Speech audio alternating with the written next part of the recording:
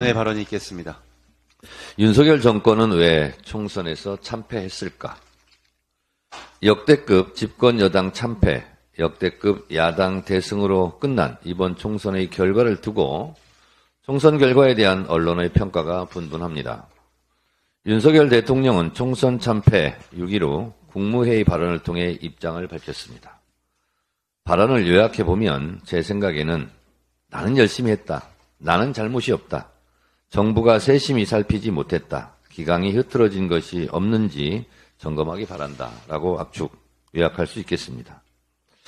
전형적인 남 탓, 책임 떠넘기기, 발뺌 선언입니다. 아직도 정신 차리지 못했습니다. 이런 인식이니 윤석열 대통령의 발언에는 자신에 대한 사과와 반성, 비전과 협치의 핵심 내용이 빠져 있습니다. 무식하고 무성의한 네 가지가 빠진 사무선언이었습니다. 이러니까 참패한 것입니다.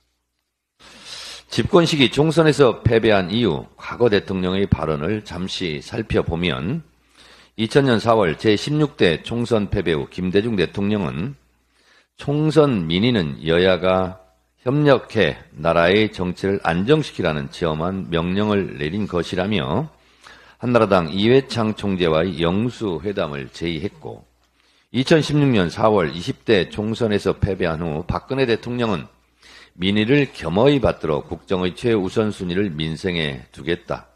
정부도 새롭게 출범하는 국회와 긴밀하게 협력해 나갈 것이다 라고 몸을 낮췄습니다. 윤석열 대통령은 어느 별에서 온 외계인입니까? 참혹한 총선 참패에도 그 흔한 대국민 사과도 그 흔한 야당과의 협치란 형식적인 단어조차 사용하지 못하는 딴 나라 사람입니까? 총선 참패 후 쏟아낸 발언이라고는 믿기 어려운, 해석하기 어려운 국적 불명의 해독 불가 외국어 같습니다. 첫 마디가 국정의 최우선은 첫째도 민생, 둘째도 민생, 셋째도 민생이라는 대목에서 그저 헛웃음도 나오지 않습니다. 첫째는 검찰 독재, 둘째는 패밀리 비즈니스 가족 사업, 이권 챙기기, 셋째는 경제 폭망, 민생 파탄, 넷째는 외교 참사, 역사 왜곡, 다섯째는 김건희 여사 아내 보호 아니었습니까? 윤석열 대통령은 정권을 잡은 것입니까? 이권을 잡은 것입니까?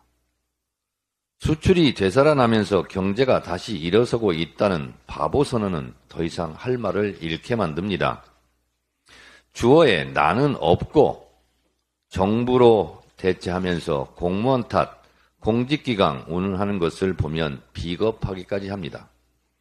윤석열 대통령의 공개 발언 4시간 뒤 국민께 죄송하다. 대통령인 저부터 소통을 더 많이 잘 해나가겠다는 발언을 공개했습니다. 김건희 여사의 비공개 일정이 공개되는 것처럼 비공개 발언의 공개화입니까? 버스 떠난 뒤 손 흔드는 겁니까? 연극이 끝난 후 관객이 모두 떠난 후에 혼잣말, 독백하는 겁니까?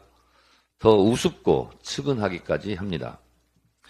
가능하지 않겠지만 가상현실을 가정하고 정상적인 대국민 사과문을 제가 한번 상상해 보았습니다. 국민 여러분, 집권 여당의 총선 참패는 모두 대통령인 제 책임입니다. 국민들께서 내려주신 총선 민의를 받들어 지금까지 국정 기조를 전면 쇄신하겠습니다. 지난 2년 동안 무엇이 잘못되었는지 철저하게 점검하고 확 바꾸겠습니다. 국정 방향도 바꾸고 사람도 바꾸겠습니다. 야당과도 대화하고 협치를 하겠습니다.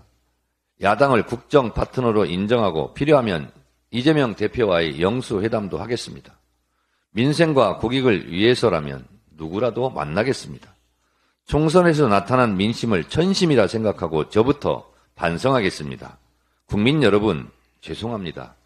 앞으로 잘하겠습니다. 2024년 4월 16일 대통령 윤석열. 이런 정상적인 대국민 담화는 영원히 기대할 수 없는 겁니까? 이런 대국민 사과를 할 생각도 할 용기도 없다는 것. 그것이 이번 총선 참패의 근본 원인이 아닐까라고 저는 생각합니다. 개선의 여지가 없는 윤석열 정권, 기대할 것이 없는 윤석열 정권, 결국 또 하나의 정권 종말의 비극의 씨앗을 잉태한 이번 총선이 아니었을까? 저는 집권여당의 총선 패배의 원인과 결과를 그렇게 분석했습니다. 굿바이, 윤석열 정권.